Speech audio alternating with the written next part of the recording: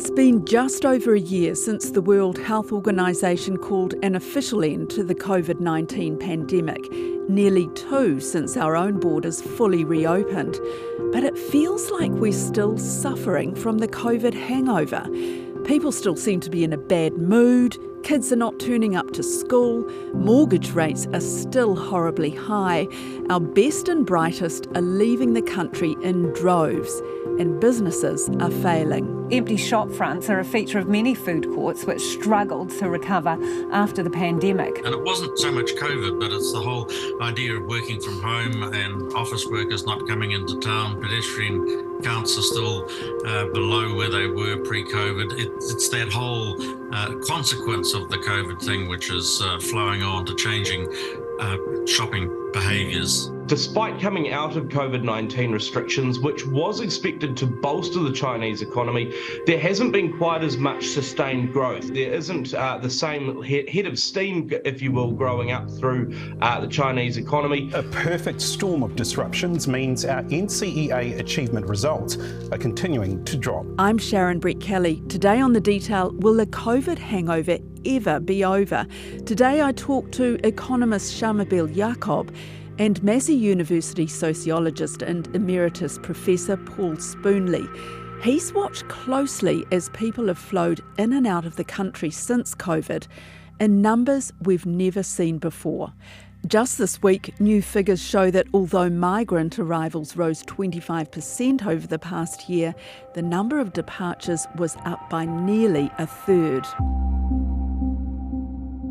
It's been an extraordinary period post-COVID because we've seen a number of our demographic trends not only continue but spike. And would you have predicted this? I mean, did you expect this kind of pattern to play out? I did, but I didn't expect the size of the surge of migrants. And remember, in those years as we're coming out of the COVID period, we had a number of commentators, quite grumpy commentators, I must say, who were saying that why would anybody come to New Zealand? You know, we've lost our allure as a destination. In fact, they were completely wrong, because what happened during COVID was that our reputation as a country in terms of managing, in this case, a pandemic, went up. So even though there's a degree of grumpiness about what some regarded as government overreach in New Zealand, as adopting policies which were not necessary, as dampening down business and looking after public health rather than looking after our economic health. In fact, internationally, New Zealand has gained a reputation as being one of the countries that dealt with a pandemic in a way that appeals to people. And that is part of why we're seen as being a country that people would want to migrate to. But within New Zealand, tens of thousands are leaving, many more than any other year. New Zealanders obviously see New Zealand in a completely different way to those migrants. They do. And we've asked migrants why they come here, and so we know that they come here for lifestyle reasons. They don't come here to make money, because you'd go somewhere else if you were going to do that. But we've also seen through COVID a degree of, I was going to use the word grumpy, a degree of grumpiness inside our own community. And one of my other hats is looking at the far right and the rise of online hate. And the growth in the last 5 to 7 years in the degree of scepticism, in the buying into conspiracy theories and quite extreme conspiracy theories, believing what is said by QAnon, has grown at quite a rate. And there is good evidence to suggest that it is double the rate of Australia and triple the rate of Canada of people accessing far-right, in this case Facebook sites. So you're right, the dynamics within New Zealand, and as someone who also looks at social cohesion, I would characterise social cohesion in New Zealand as dropping to a new low. And you can see it in the decline in trust. Trust in the media, I'm sorry, Sharon, trust in politicians, trust in our government. So there's definitely a sort of post-COVID disengagement that's occurred where people are deeply sceptical and are suspicious. And you can see it in all sorts of ways. I mean, you saw it last year with the census, that people were not prepared to share information with the government because they were highly sceptical of both the government and what that information would be used for. So there's no doubt that internally the dynamics of this country have changed. I'm a judge for the Diversity Awards, and so I get to see some of the best practice in New Zealand of people who are understanding the shifts in terms of our population, particularly culturally, and they're beginning to respond. And what frustrates me is that we've got a part of our population who are feeling quite uncomfortable, who this wasn't what they grew up experiencing, and they're feeling that we're doing it too much as far as they are concerned. But I think what a company like Air New Zealand are doing is actually reflecting what the new New Zealand will become. He knew that we don't inherit the earth from our ancestors. We only borrow it from our children. So to show us how important it is to care for our beautiful country, Tiaki set out to visit the guardians of this world. Kia ora and welcome aboard this Air New Zealand flight. Just like Tiaki, Air New Zealand And they're doing it unapologetically. They're beginning to respond to this new demography. And I think they're absolutely right. They fully understand both the significance of cultural identity, and particularly of te reo and tikanga, for people that are wanting to experience New Zealand, and this becomes part of what they want to experience. But it's also part of what younger New Zealanders, for example, have just simply grown up experiencing.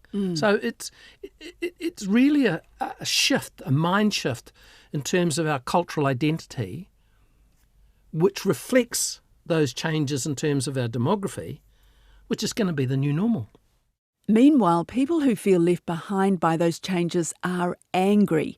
Shamabil Jacob says a breakdown in social cohesion began way before COVID, but the pandemic accelerated it. Yeah, I remember giving a talk to a bunch of High Court judges pre-COVID, and that was my big story to them, that you are presiding over a society that's shifting very rapidly, where not necessarily the legal rules, but the way we think about society, our values, our boundaries of what's acceptable and not acceptable are all up for grabs.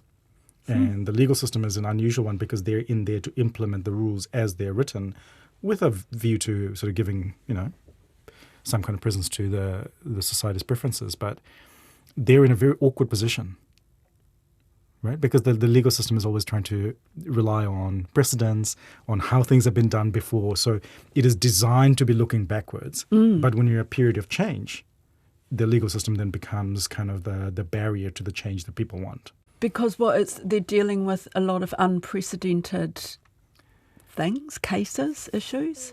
I think also just the ground rules have shifted in terms of how people think about what's right and wrong, the boundaries between what's acceptable and not acceptable. These things have shifted quicker in society than they have shifted in our legal system. So that's just one example, right? But I think we are all dealing with that at the moment. I don't think anybody knows where those boundaries are anymore because those boundary lines have been redrawn. Yeah. And they got particularly redrawn during the COVID period and affected, I think, people very differently. And for some people, the lockdowns, the whole COVID period was very, very troubling and traumatizing. And for other people, it was actually okay. My question is, when is this post-COVID hangover going to be over? But is it ever going to be over? Are we forever going to be dealing with the economy differently, people's behaviour differently? Yeah. So the way I think about it is how we think about society, how we think about the economy, how we think about rules and regulations and boundaries. These things are always changing. It's a process rather than an action. It's not set in stone. And COVID kind of sped up a lot of those changes. I think it kind of changed the boundaries and the scope of conversation. So are we going to go back to where we were in 2019? I don't think so. But do we need to have such a disruptive way of achieving it? Probably not. And I think we're likely to see the disruption gradually fade. And we will see that in terms of the expression. For example, we'll see changes in government. We will see changes in government policy. We'll try those things out and see whether they respond to some of those discontent that people are feeling. And we'll find more formal ways of expressing the discontent rather than simply being angry? I'm really in two minds. The optimist in me thinks that this is a short-term effect and that we'll go back to being a kinder, more trusting place. But when I look around and I look at how mis and disinformation is now embedded in some communities, in some individuals, and the way in which they seek alternative, and I'm putting quote marks around alternative information sources, then I don't see that as a short-term effect. I think that is something that we now must accept. And, of course, what we're doing is simply echoing other countries. And what surprised me is how much American politics have influenced New Zealand post-2016, but definitely through the COVID period.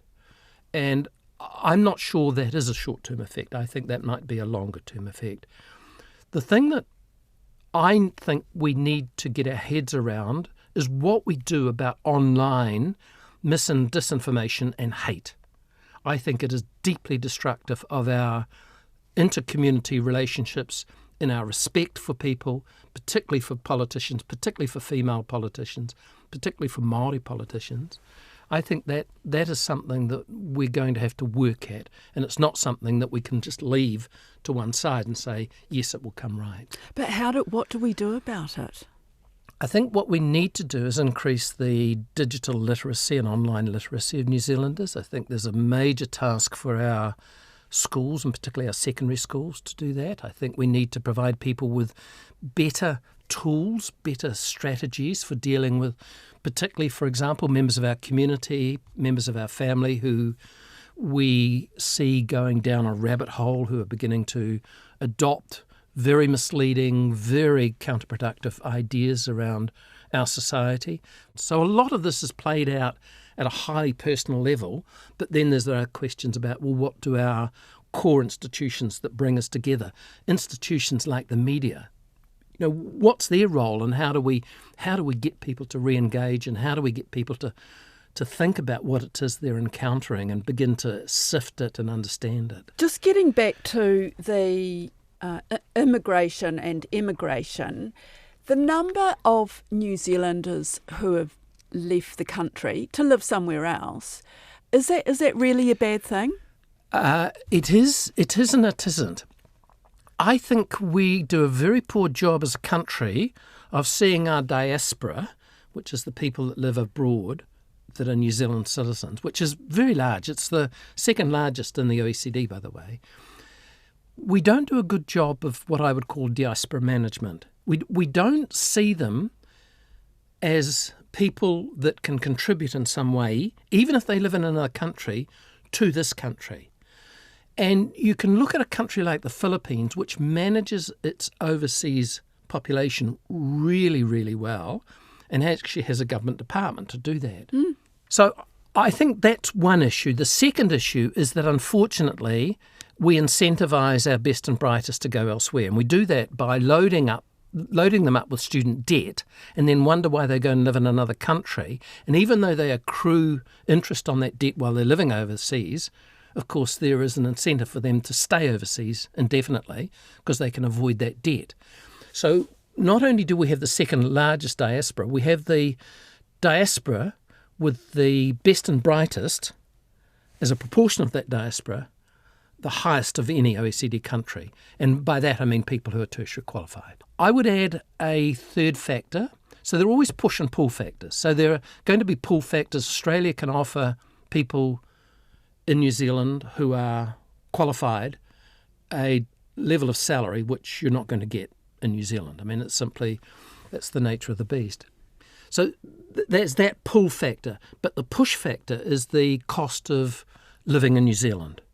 I think people are living with a huge amount of stress. So, I look at the latest surveys like the Ipsos New Zealand issue survey. Cost of living is number one and has been the number one issue for over a year. And not surprising, right? Because people's incomes are not keeping pace. The things that you really, really need, not just the things you want, the things you need are increasing in price a lot. So it hurts to go to the supermarket. It's losing your dignity when you have to put that pack of meat back because you can't afford it. People are feeling really raw and really hard done by. And absolutely, the economic situation has a big impact on it. But also, it's not the only reason. And I think the reality of our position in society, our feelings about society are multidimensional. And the economic part is one of it. The other things that I'm seeing around the world, not just in New Zealand, is people are feeling disconnected from each other, from society. I look at the Scanlon Foundation's Social Cohesion Report, for example, in Australia, fabulous piece of work that's been tracking social cohesion in Australia for 10 plus years. And in the last 5 years, the thing that has really frayed is people's connections to community and to each other. And I think the same thing is happening in New Zealand. There's the loss of neighborhoods, loss of family friend networks, those clubs and non-third spaces, those things that actually are the fun bits, right? Yeah. It's not just work or immediate family. It's all those other things that give you, I guess, texture and fun in your life. A lot of those things have retreated, and COVID in particular had quite a big impact on that. So when I think about the reasons for this discontent, it is, I think, more complex than it's just the recession. It's an important and immediate reason. It will pass. And I think we will find once we're in the recovery, that feeling of discontent hasn't really gone away. But those underlying reasons of that, the fraying of the social fabric are still there. You predicted, I think, just looking at your report that you sent to me, you said that the current recession, in my view, is one we would have had in 2020, but we didn't because of the massive stimulus from the Reserve Bank and the government. So given that, did you then predict that we were going to hit a recession after the borders came down, after we so-called went back to normal life? So you know the joke about economists and recessions, right? We've predicted 7 of the last 2 recessions. So it's very easy to say that we saw this coming, but in some ways we knew this would happen because the purpose of the Reserve Bank raising interest rates, the purpose of the government pulling back from its stimulus was to slow the economy. So it was kind of a given that this would happen. The timing was uncertain, right? Because we had that very big surge of immigration that kept things buoyant for a little bit, but now we are in recession. But once you're in recession as an economist, it's very easy to predict that we will come out of it. Yeah. So this one we usually get right. And that's because recessions on average last somewhere between 6 to 12 months. So, there is hope for 2025 and onwards. It doesn't mean it won't be disruptive. It doesn't mean it won't scar certain parts of society. But on the aggregate and on the whole, we should see a recovery coming next year. Yeah. So it's a recession I think we were due to have, and we must have, and we are having it. And the reason why we have recessions is not because it's some kind of sadistic desire to hurt people. What happens in those long periods of expansion is we build up businesses and practices that are actually not sustainable. It's that the rising market lifts all, so a lot of bad practices kind of come in, a lot of businesses that are kind of marginal get by. But when there's a recession, you clear out a lot of that long tail of businesses that were probably not quite suitable. They were not quite making it. So we are going to see quite a lot of business failures taking place. And we're seeing that at the moment, for example, in insolvencies. They're at the highest levels since the global financial crisis. And they've increased really rapidly. And part of that is about people who are not able to pay their taxes. So there's a whole bunch of these different catalysts. We're starting to see the recession really coming through. And it's going to hurt. Back to that big change in our population and those record migration figures. Can we really blame COVID? I'm not sure I would say blame COVID. What I think has happened is that COVID has accelerated some of the trends that we're already seeing. I would identify the ageing of the population, the decline in fertility, and some of the regional distribution of the population. I think what COVID has done is accelerated those. And in the case of migration, it has really seen a sort of stop-go effect, a spike, a drop first of all during COVID and then a spike since COVID. So 2025 could be a better year, at least economically, but Sharmabil worries that the feelings of discontent will drag on. In many ways, I think the recession is a distraction from the wider story of social cohesion, because that is fundamentally what we're talking about in terms of the post-COVID hangover in many ways, is COVID was a catalyst that exposed those underlying wounds and brought them to the surface. You can't ask for short-term solutions to long-term problems. And if you want to create change, some sacrifice is necessary. And I might put that in terms of the big regime shifts that New Zealand has seen in the past. I think there are two big ones. One is essentially the building of the welfare state post the Second World War and the neoliberal reforms of the 1980s. The Second World War, it was very instructive because people were like, we never, ever want to experience this again. And that's why they built society in a way that they wanted to do it. And that required huge amount of sacrifices on that generation and massive amounts of investment for future generations. So that was the time when we were building dams that were designed to last the demand of the next 100 years. So it actually required a significant amount of sacrifice and investment in society and community that looked through time and looked across society. In the 1980s, Muldoon pretty much made the country bankrupt, and we kind of went completely the other way. And we said, we're just going to rip all of that open because we're practically bankrupt. We're going to have to find a different way of doing things. And that's fine. But both of those things happened because there was collective support that we needed to do things differently. And we sustained that model for a number of decades. It's not clear to me how we're going to do that this time. What is the different model that we want? Because we're trying to do different things with the existing structures. So we're kind of at this weird kind of, transition point where we are going to find different ways of doing things, but what that looks like is not yet tested. In many countries around the world, we're seeing the shift towards right-wing governments, extremist governments, strongman governments around the world. And those are all, to me, reflections of this fraying of, I think, the social fabric, but also this regime change that's happening around the world. So it's in some ways it's kind of inevitable that we are due for a change, but there is no rule book or code book to tell us this is what the new system of government look like. So we're groping towards something, and that's what systems of government are about. Yeah. Is it almost like we're in an experimental phase? Absolutely. Trying something out. My prediction is we're going to see lots of changes of government in coming years. We're not going to see 3-term governments very often anymore. We're going to see messy coalitions. We're going to see governments that only last 1 term or 2 terms, and we're going to see a lot more change because people are impatient for change, but they don't know what the change looks like, and they want the change without any cost to them. So it's not something that can be delivered. And in many ways, as you know, in New Zealand, we do things on the back of crises. We responded really well to the Christchurch earthquakes, for example. I think, never perfect, but commendable. I look at the response to COVID, not perfect, but commendable. I look at the response to Cyclone Gabrielle and the floods, not perfect, but commendable. So New Zealand's actually really good at doing those crisis responses, but we're not good at preparing for what happens after that. No. Except when it's so bad that we change the entire system, like after the Second World War, like after the crisis of New Zealand practically going bankrupt after Muldoon in the 1980s. So in many ways, I think if we're going to have this change, the only way we're going to see New Zealanders buying into that sacrifice that's needed is if the alternative is essentially a complete breakdown. So the crisis has to be so big, so frightening, that it's not worth contemplating. That's it for today. The Detail is supported by RNZ and NZ On Air. This episode was engineered by Alex Harmer and produced by Alexia Russell and Davina Zimmer. Thanks to Paul Spoonley and Shamabeel Jacob. Ka kite.